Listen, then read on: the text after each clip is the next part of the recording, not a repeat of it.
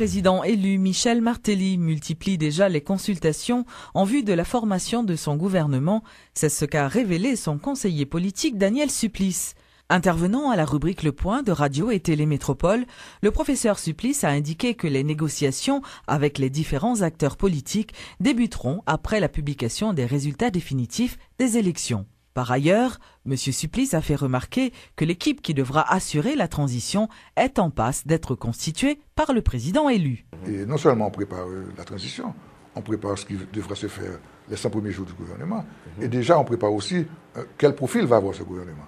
Quand on parle de profil quantitatif quand il s'agit du nombre des ministères, éventuellement de la dénomination de ces ministères, des lois organiques à faire ou à ne pas faire, et éventuellement qui devrait occuper quel poste. On est déjà à ce stade, puisque je pense qu'on est une équipe responsable et on ne va pas attendre le jour de la prestation de serment pour savoir quoi faire. Je pense que le gouvernement Martelly devra être en fonction assez vite après la publication et après sa prestation de serment. Les négociations politiques dans le cadre de la formation de ce gouvernement devraient commencer après la publication des résultats officiels. Donc nous, de l'équipe Martelly, on met le paquet pour préparer la transition, le gouvernement, effectivement, et garantir à ce peuple ce que ce peuple souhaite et attend de M. Martelly. Comme je dis, on est au stade de la composition du gouvernement, on est au stade de voir quelle va être la stratégie à utiliser. Est-ce que la répartition des postes ministériels correspond à ce que M. Martelly aimerait ou ce que Martelly voudrait à la vision de M. Martelly? On est à ce stade qui est un stade très, si on veut, très organique et très institutionnel. On n'est pas encore au stade de... Il y a des noms qui sont cités, on rencontre des gens certainement, mais on n'a pas encore le stade de décision. Du moins, le président Martelly n'est pas en stade de décision pour savoir qui va occuper quelle fonction.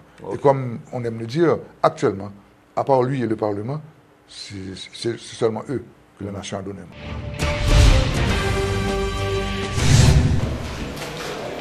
Tous les cas de contestation sont déjà traités au niveau des différents tribunaux électoraux du pays. C'est ce qu'a annoncé le conseiller électoral Jacques Belzin. M. Belzin affirme que les résultats des différentes audiences sont déjà affichés en attendant des recours au niveau du BCEN, la plus haute instance de l'organisme électoral. Il a fait remarquer que le CEP maintient jusqu'à présent la date du 16 avril pour la publication des résultats définitifs des élections. En majeure partie, m'dakadi pour BCEDO dans différents départements, tout cas d'espèces qui étaient soumises à l'attention des honorables juges ont été entendus, traités et acheminés en pile dans la direction des affaires juridiques. Maintenant, il revient à intéresser si vous estimez que droit lésé, vous pas satisfait des décisions BCEDO pour faire recours. Nous autres, en qualité de conseillers électoraux qui a bien pour nous siéger comme juge, nous avons fait préparatifs de telle sorte que d'ici demain et après-demain, nous commençons à attendre et cas d'espèce si a bien recours par devant le BCEN. Demande qui était produite à l'attention, yo déclaré incompétence parce que pas oublier que la loi électorale tracée n'a dit pouvoir chaque instance contentieuse. Pour le BCED, gagner une décision qu'à prendre, gagner une décision pas qu'à prendre. Et bien toute décision qui pas de compétence BCED, l'imandé à partir pour être capable de venir devant BCEN qui c'est dernière instance contentieuse appelée à statuer et ceci de manière souveraine. Et si parti à lui-même estime qu'il est important, là vient porter affaire par devant BCEN. Et combien de dossiers BCEN n'a pas de temps? Est-ce qu'automatiquement votre candidat décision CPAT prend si on partit par exemple sous demandé pour corriger résultat pour dire qu'on gagne et que BCED a pas bon gain de cause ou pas faire recours, eh bien décision administrative que CPAT prend, à savoir la publication des résultats préliminaires, eh bien résultat ça c'est l'ICAP Kembe. Les préparatifs vont bon train au niveau du Parlement haïtien pour accueillir la 49e législature qui doit rentrer en fonction le 25 avril prochain. Notre reporter Sheila Louis s'est rendu sur place dans les nouveaux locaux préfabriqués du Parlement. Suivez son reportage. C'est confirmé. Les parlementaires entreront en fonction le 25 avril prochain. L'annonce a été faite par le secrétaire général de la Chambre des députés. Mais avant d'en arriver là, il y a des formalités à remplir, explique Lucien Franqueur. On aura un séminaire d'orientation et de formation que nous avons organisé à Indigo, qui a fait le 19, 20, 21. Donc pendant 3 jours, ça, on a profité de faire inscription en député pendant la période ça. Tout député a bien pu venir inscrit dans Indigo Club et pendant ces 3 jours. Si le séminaire d'orientation et de formation sera organisé au Club Indigo, c'est que la Chambre des députés ne dispose pas encore d'espace pour une telle activité. D'ailleurs, la structure construite par la MINUSTAH est en phase d'achèvement, selon le secrétaire général de la Chambre basse.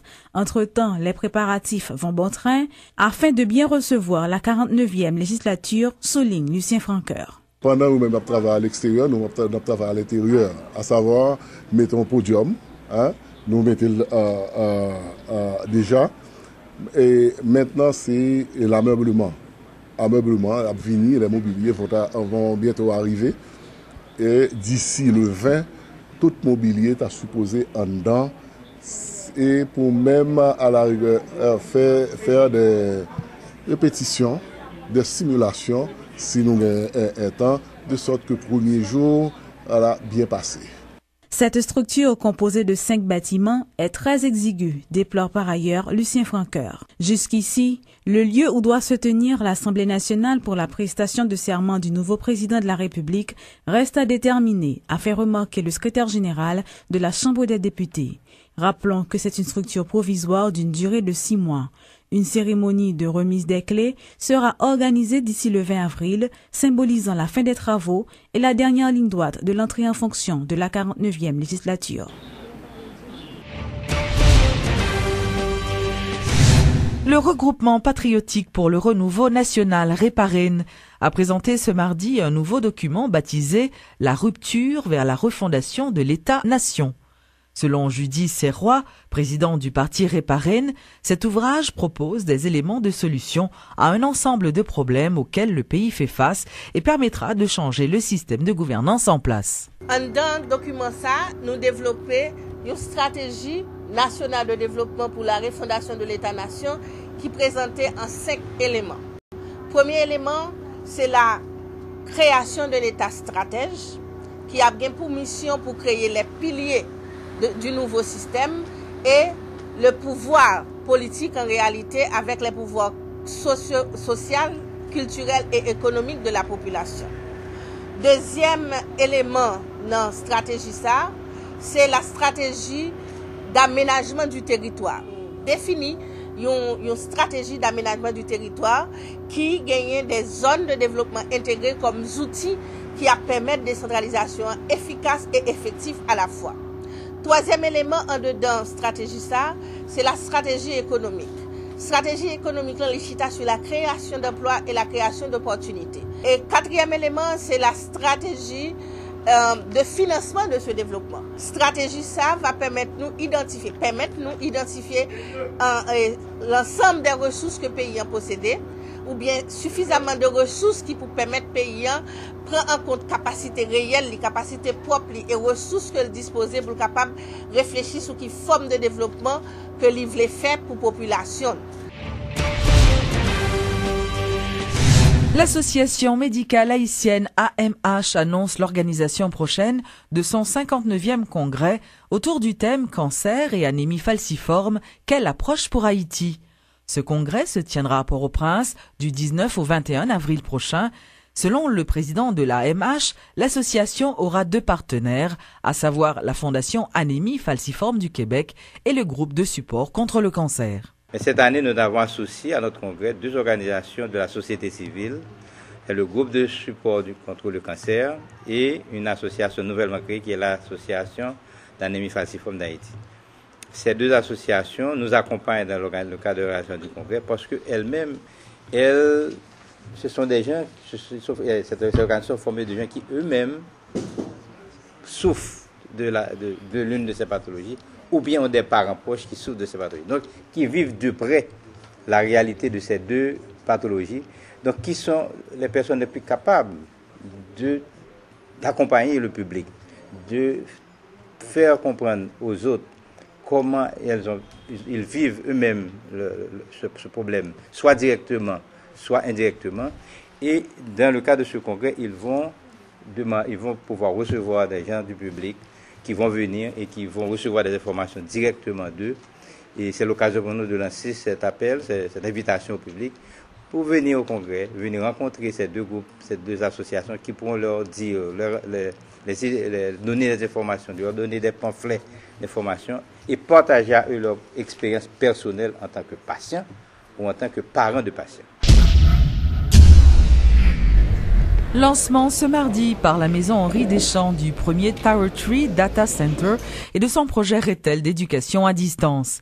Lors de son intervention, Peter Frisch de la maison Deschamps a fait remarquer que ce projet permettra d'améliorer la qualité de l'éducation en Haïti. Monsieur Frisch précise également que les entreprises haïtiennes pourront également constituer une base de données grâce à Data Center. Dans le contexte maison Deschamps, et investissement dans data center ça et paraît de décision que faut que nous te lancer nous dans les nouvelles technologies de l'information pour éducation en Haïti.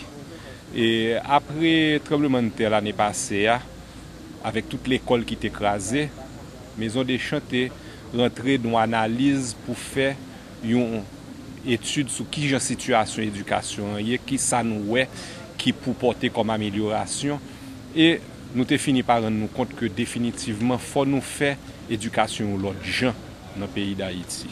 Et c'est dans bagay ça que nous venons et établir concept là que faut nous rentrer dans un enseignement à distance. Il y a des gens qui étaient lancés là-dedans déjà comme monsieur Kessner Farrell avec alphabétisation que l'était introduit il y a quelques années de ça. Mais constat que nous faisons avec toute tentative qui était faite déjà, c'est que contenu t'est manqué. Pas de contenu pour que l'enseignement à distance soit fait correctement. À savoir que programme éducation nationale yo ka joindre sur les sites ordinateurs que élèves ka télécharger données ça que l'école yo ka télécharger données yo pour que yo ka utiliser comme outil d'enseignement.